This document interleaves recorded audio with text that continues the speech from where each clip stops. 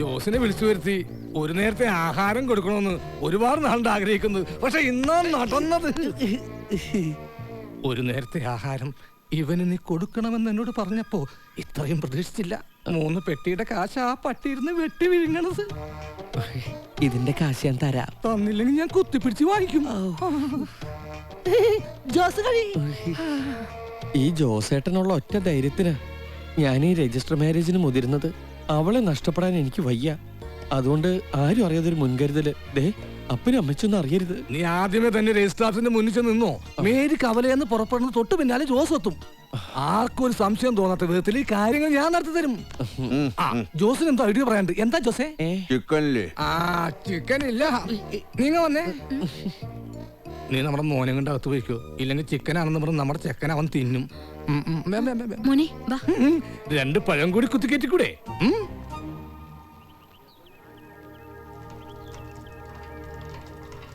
വെല്ലേട്ടാ, കവലയിലേക്കാണോ? ഞാനും ഉണ്ട്. എന്നെ എന്നാ പള്ളിയുടെ മുന്നിൽ ഇറക്കോ?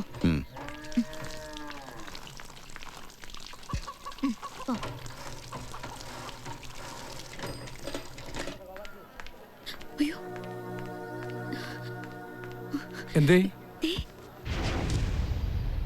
ബസ് വന്നാ എങ്ങനെ അതേ കയറി പോവും? ഒരു പെട്ടിയിലാക്കി കയറ്റി വിടട്ടെ. ജോണിക്കുട്ടി കണ്ടു കഴിഞ്ഞാൽ മേരിക്ക് അത് തന്നെ ഉപയോഗിക്കുകയും ചെയ്യാം. ഒന്ന് ചുമ്മാതിരി.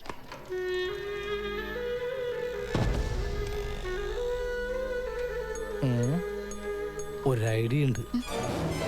ജോസേ, സിസിലൊന്നു വന്നേ. വാ. നീ ആ ഷാളൂരാൻ ഈ ഷാളങ്ങോട്ട് കൊടുക്ക. എന്നിട്ട് ഈ ഷാൾ തലവഴിയിട്ട് ആ ജോസിന്റെ സൈക്കിളിൽ പോയിക്കോ. അതെല്ലാം പിന്നെ പറയാം.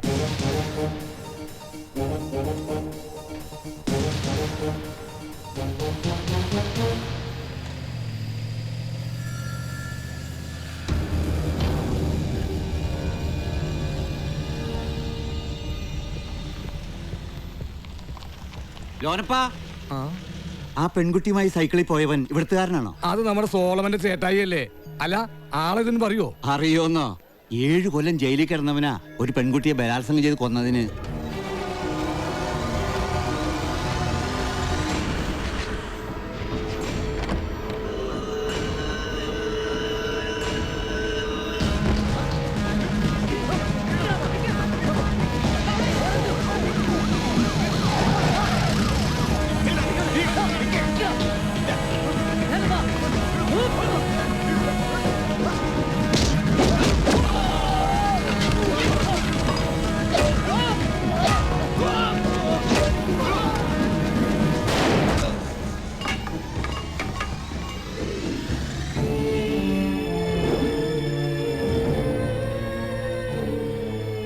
വരുന്ന വഴി എല്ലാം ഞാൻ അയാൾ നോക്കി, എങ്ങും കണ്ടില്ല.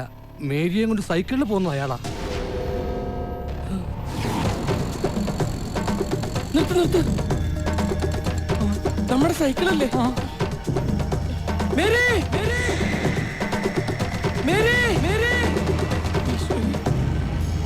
Mary, Mary.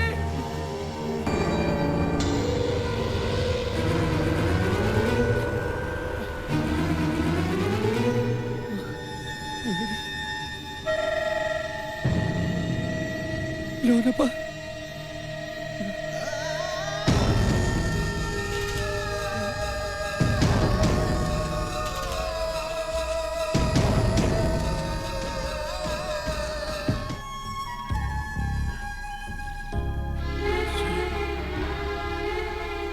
സോളമ വാ.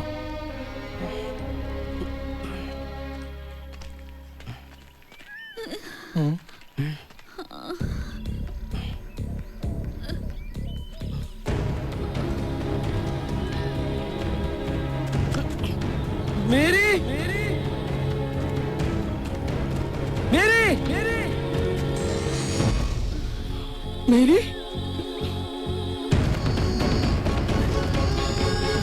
മേരി, മേരി,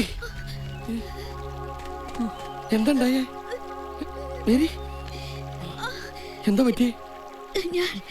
ഞാൻ മഴയിൽ നിന്ന് വീണതാ. എന്റെ കർത്താവേ, ഭാഗ്യത്തിനയാൾ കൊന്നില്ലല്ലോ.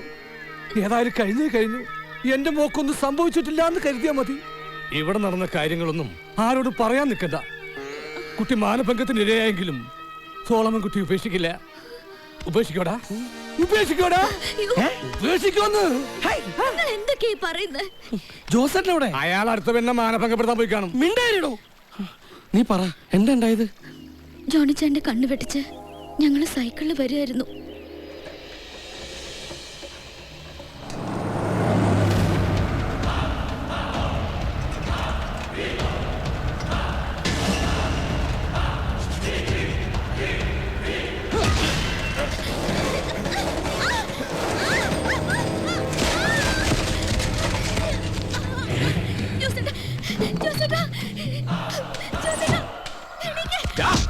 ചതിച്ചിട്ട് മുങ്ങി നടക്കാണല്ലേ?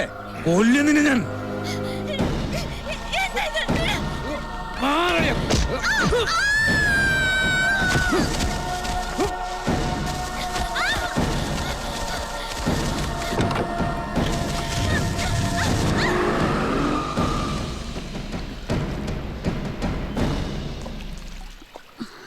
ഈ ജോസിനെ തട്ടിക്കൊണ്ടുപോയ ആളെ ഇതിനു മുമ്പ് കണ്ടിട്ടുണ്ടോ? ഇല്ല.